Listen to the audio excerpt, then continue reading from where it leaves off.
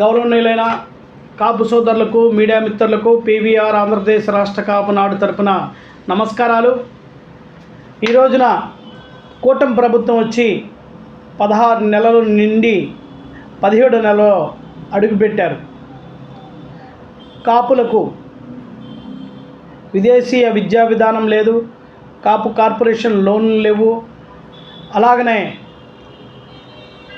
మనకి రావలసిన కాపు మహిళా సాధికారత లేదు.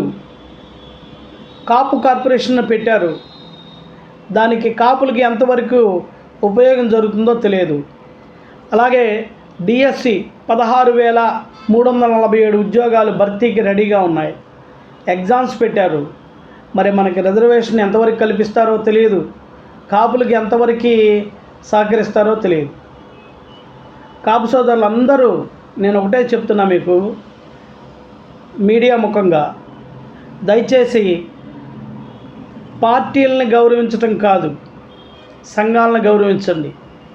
మన తోటి వ్యక్తులను మనం గౌరవించి, పార్టీలు వస్తుంటాయి పోతుంటాయి, కానీ సంఘం అనేది నిలబడిపోయి ఉంటుంది.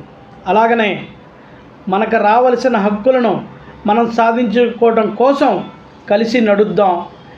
కలిసి బాటలో నడిస్తే ఉద్యమాలు ఉధృతమవుతాయి.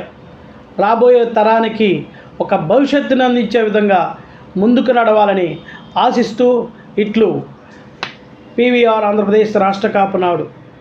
నమస్కారాలు.